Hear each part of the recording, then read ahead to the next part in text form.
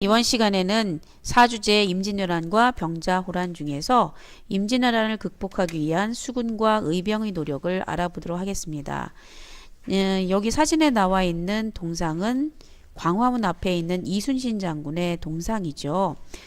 전라좌도 수군 절도사였던 이순신은 식량을 미리 저장을 해두고 그리고 군함과 무기를 갖추는 등 외적의 공격에 대비하고 있었습니다. 당시 그래서 육군이 패전을 거듭했지만 수군은 이순신 장군의 그러한 대비 덕분에 많은 승리를 거두게 되죠. 임진왜란이 일어나자 이순신의 수군은 경상도 옥포에서 첫 승리를 거둔 후에 잇따라 벌어진 해전에서 모두 승리했습니다. 무려 23번 싸워서 23번을 모두 승리를 하였죠. 이순신 장군 하면 떠오르는 것이 바로 앞에 보이는 거북선이죠. 거북선도 보이고요. 그리고 화포도 보입니다. 이런 대비가 이순신 장군의 이순신 장군 수군의 승리 비결이 되겠죠. 자, 특히 이순신 장군의 그 승리에서 가장 눈부신 승리가 한산도 대첩입니다. 대첩이라고 하면은 크게 승리했다는 뜻이에요. 한산도에서 벌어진 그런 전투에서 특히 여기에서 학익진이라고 하는 전법을 사용을 합니다. 학익진 하면은 학이 날개를 펼치는 모양으로 적을 에워싸서 공격을 하는 전법을 학익진 전법이라고 하죠. 여기에서 대승을 거두는데요. 일본군의 그 선박을 무려 47척이나 침몰을 시켰습니다. 그래서 일본군의 기세를 완전히 꺾어 놓았지요. 이렇게 조선 수군이 승리할 수 있던 비결에는 무엇이 있었을까요? 첫 번째는 훌륭한 전술입니다. 아까 이순신 장군의 학익진 전법을 이야기를 했었는데요. 이순신 장군은 우리 남해 바다의 바닷길이 이렇게 복잡하고 물살이 빠른 그런 특징을 이용해서 조선의 배에 맞는 전술을 잘 훈련을 했습니다. 그 다음 두 번째는 위력 있는 화포이죠. 일본의 주요 무기였던 조총은 50에서 100m 정도의 사정거리가 짧죠. 근데 조선 화포는 800에서 1000m였습니다. 그렇기 때문에 바다에서 싸우는 그런 전투 같은 경우는 화포를 사용해서 조선군에게는 더 유리하였다고 할 수가 있겠습니다. 세 번째는 판옥선과 거북선. 판옥선은 우리나라 조선 수군의 중심을 이루는 전투선이었습니다. 근데 바닥이 평평해요. 바닥이 평평하면 뭐가 좋으냐 하면은 빠르게 이것을 이렇게 방향을 바꿀 수가 있습니다. 방향을 빨리 바꿀 수 있기 때문에 일본군을 혼란스럽게 하면서 맹활약을 할 수 있었고요. 그리고 이 판옥선 위에다가 이렇게 그 덮개를 한 것이 바로 거북선이었어요. 거북선은 그리고 덮개를 하기도 하고 그 위에 철판을 하고 그리고 침 같은 것도 꽂아서 적들이 함부로 이 거북선으로 타고 넘어오지 못하게 했고요. 그래서 이 거북선이 하는 역할은 주로 뭐냐면은 앞으로 막 나아가서 적선을 깨뜨리는 역할을 한 것이 거북선이었어요. 자, 이렇게 수군들이 승승장구하고 있었지만 육지에서는 그렇게 승승장구하지 못했었죠. 관군들이 계속 밀려서 왕은 한양을 버리고 평양으로 더 나아가서 의주까지 이렇게 도망을 갔다고 했습니다. 그렇게 왕은 도망갔지만 관군이 아닌 의병들이 자발적으로 일어나게 됩니다. 육지에서는 곽재우라고 하는 그 의병장을 비롯해서 많은 의병들이 자발적으로 일어나서 일본군과 전투를 벌이게 됩니다. 이 곽재우라고 하는 분은 별명이 홍의 장군이에요. 홍의 장군은 왜 홍의 장군이냐면은 빨간 옷을 입고 다녀서 홍의 장군이라고 불리우죠. 의병의 신분은 양반에서부터 천민까지 아주 다양하였습니다.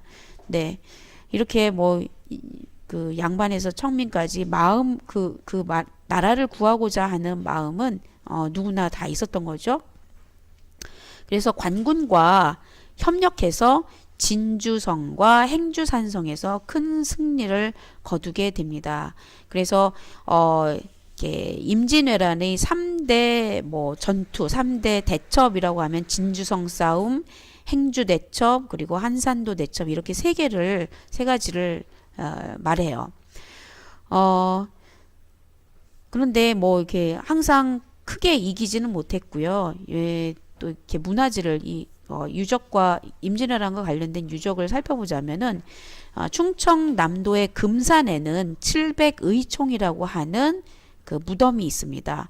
이 700의총에는 어느 한 사람의 무덤이 아니라 의병장 조헌과 700여 명의 그런 유골이 모셔져 있습니다.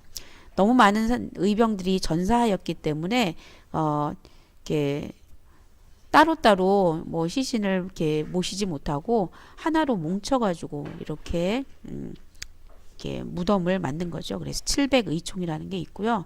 그리고 진주성이 있는데요.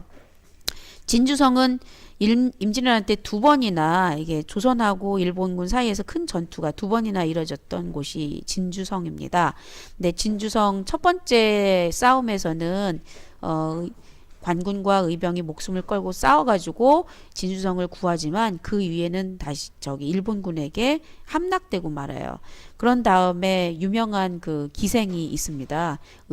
그 외장을 안고 여기 진주성 앞에 있는 강이 남강이라고 하는 강인데 거기에 낭떠러지에서 떨어져서 죽은 기생이 있었는데 그 사람이 논계라는 기생이 진주성에서 있었던 사람입니다. 자, 그런데 일본군은 바다에서는 이제 수군에 의해서 보급로가 차단이 돼요. 이순신 장군이 그렇게 철저하게 지켰기 때문에 보급로가 차단되니까 육지에서도 조금씩 이제 힘을 잃게 되고요. 그 다음에 육지에서는 또 뭐냐? 명나라가 원군을 보내줍니다. 그래서 조선과 명나라의 연합군 그리고 의병들이 활약을 하게 됩니다. 그러면서 일본군이 이제 전세가 불리해지니까 노량해전을 마지막으로 조선에서 완전히 철수하게 되고요. 7년에 걸친 전쟁이 끝나게 됩니다. 이 노량해전이 마지막 전투라고 했는데 노량해전은 이순신 장군이 도망을 가는 철수하는 일본군을 그냥 보낼 수 없다. 그래서 다시 한번 이렇게 전투를 벌여요. 그런데 안타깝게도 이 노량해전 때 이순신 장군이 조총을 맞고 쓰러지시게 되죠. 돌아가시게 되면서 내 죽음을 알리지 말라 이런 위원을 남기셨던 곳이 이 노량해전이었습니다. 자, 임진왜란은요. 조선으로서는 많은 그런 피해를 받게 됩니다. 많은 백성이 죽거나 포로로 잡혀가기도 하고요. 식량이 부족하기도 하고 나라 살림이 어려워졌습니다. 문화재가 훼손되기도 하고요. 문화재를 일본에게 빼앗기기도 했습니다. 그런데 일본은요, 이렇게 철수를 하면서 조선의 도자기공 그리고 유학자를 데려가요. 그러면서 일본은 문화적으로는 더 발달을 할 수 있는 계기가 되었던 것이 임진왜란이었습니다. 자, 오늘의 문제 1번. 이순신이 이끄는 조선 수군이 일본 수군과의 전투에서 모두 이길 수 있었던 까닭이 아닌 것은 어느 것일까요? 훌륭한 전술, 위력 있는 화포, 조총으로 무장한 군대, 재빨리 방향을 바꾸어 가면서 싸울 수 있는 배라고 했는데요. 한 가지는 우리 조선 것이 아니라 일본 것이 하나 보이네요. 다음 2번. 임진왜란 때 활약하였던 의병에 대한 설명으로 알맞지 않은 것은 어느 것일까요? 1번 전국 각지에서 일어났다. 2번 의병의 신분은 주로 양반이었다.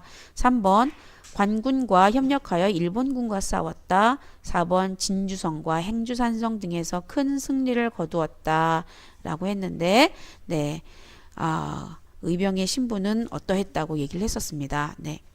자, 오늘 배운 내용이요. 여러분들 다시 한번 보시고요. 그리고 공책에도 정리해 보시기 바랍니다.